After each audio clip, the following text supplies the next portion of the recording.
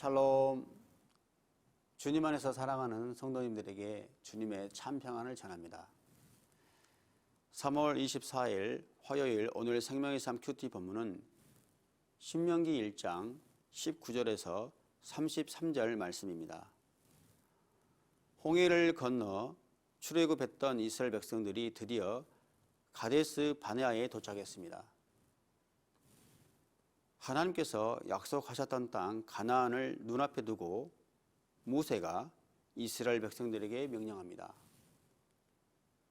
21절 말씀을 보면 보라, 너희 하나님 여호와께서 이 땅을 너희에게 주셨다. 일어나 너희 조상들의 하나님 여호와께서 너희에게 말씀하신 대로 이 땅을 차지하라. 두려워하지 말라. 망설이지 말라. 이 명령에 이스라엘 백성들이 어떻게 반응했습니까? 백성들이 정탐꾼을 보내 가나안의 성들이 어떠한지 보고 돌아오게 합시다 라는 제안을 합니다. 모세도 그 생각이 나쁘지 않아 보여서 각 지파에서 12명을 뽑아 가나안을 정탐하고 돌아오도록 허락합니다.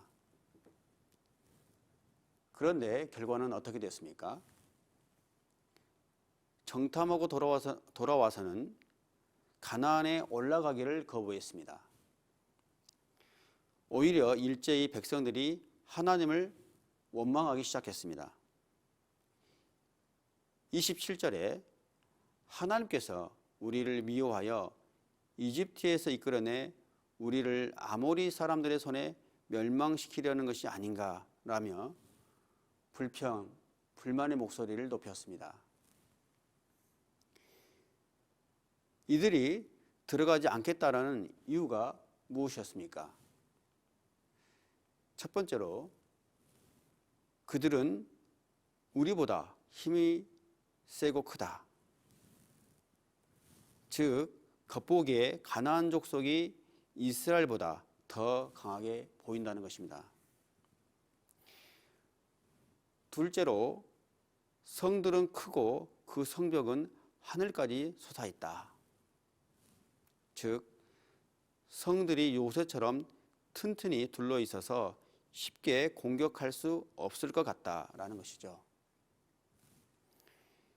셋째로는 우리는 거기서 아낙 사람들마저 보았다. 즉 거인족인 아낙 자손이 버티고 있어서 우리가 상대하기는 어려울 것 같다라는 것이었습니다. 정탐꾼들이 이런 이유들을 들어 들어가지 않겠다고 했지만 사실 가나안 땅에 들어가지 않겠다라는 것은 하나님에 대한 불신이었습니다. 또 하나님에 대한 반기이며 반역이었습니다. 출애굽 당시 10가지의 재앙과 홍해의 기적을 통해 하나님께서 어떤 신이나 어떤 사람보다 위대한 분이라는 것을 생생하게 경험했던 이스라엘 백성들이었습니다.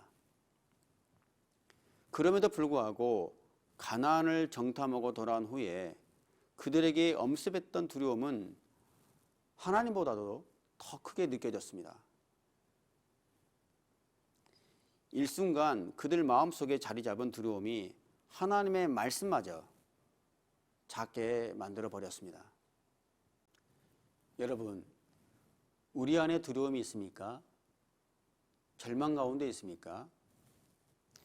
그렇다면 너무 우리가 처한 현실의 상황만을 쳐다보다가 그 문제보다 더 크신 하나님을 보지 못하고 있지는 않을까요?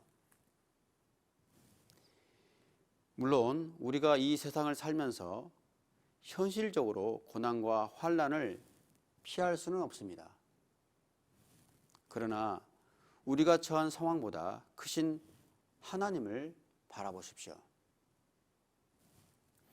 오늘 말씀 30절에서 33절을 보시면 하나님은 우리보다 앞서 행하시고 우리를 위해 싸우시는 분이라고 말씀하고 있습니다.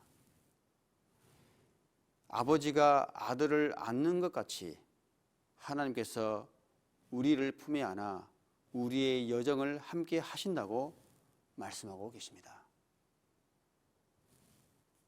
그렇습니다.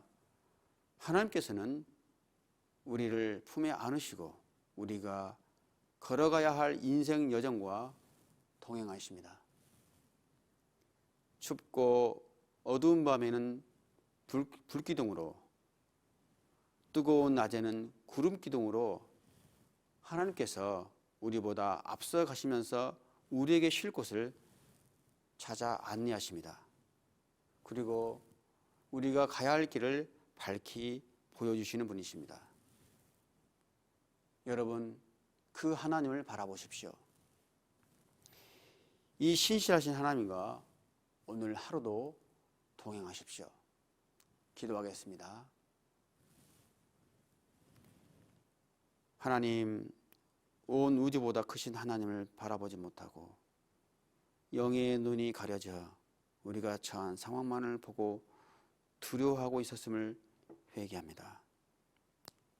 오늘도 우리를 품에 안으시고 동행하시는 하나님만을 의지합니다.